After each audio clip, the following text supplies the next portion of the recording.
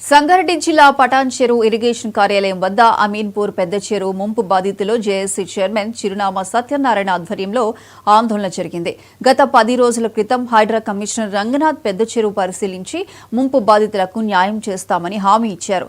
కానీ ఇరిగేషన్ అధికారులు మాత్రం సరైన విధంగా స్పందించడం లేదని బాధితులు ఆవేదన వ్యక్తం చేశారు.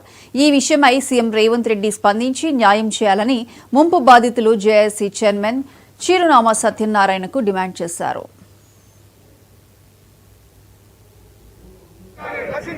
నిర్లక్ష్య ధోరణి ఒప్పు అంటే ఒప్పు, రెండో పేజీ కరెక్ట్, మూడో పేజీ తప్పు అంటే ఒప్పుకునేది లేదు.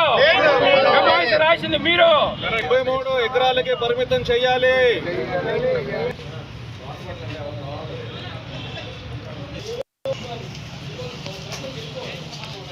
పేరు చిరునామా సత్యనారాయణ, అమీన్పూర్ పెద్ద చెరువు జేఏసీకి చైర్మన్ని.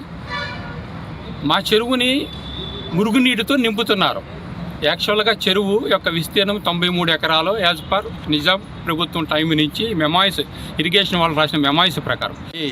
ఇటు విషయంపై హైడ్రా కమిషనర్ రంగనాథ్ గారు మొన్న 5 రోజుల నాడు చెరువుని విజిట్ చేసి మా బాధితుల 5,000 కుటుంబాల ఆస్తులకి రక్షించుతాను ఆయన మాట ఇచ్చారు. కానీ ఈ ఇరిగేషన్ అధికారులు చాలా నిర్లక్ష్య ధోరణంతో, ముందు వైఖరితో మెమాయిస్లోని ఫస్ట్ పేజీ కరెక్ట్ అంట, రెండో పేజీ తప్పు అంట, మూడో పేజీ కరెక్ట్ అంట. కరెక్ట్ అవుతే అన్ని పేజీలు కరెక్ట్ అవుతాయి, తప్పు అవుతే అన్ని పేజీలు తప్పు అవుతాయి.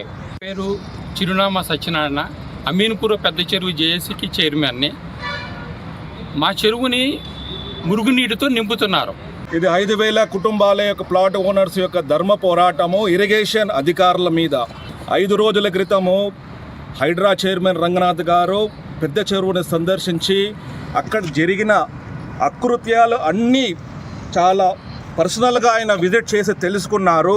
తర్వాత ఇరిగేషన్ అధికారులతో కూడా అతను మాట్లాడినప్పుడు వాళ్ళది అదే పాత ధోరణిగా వ్యవహరిస్తున్నారు.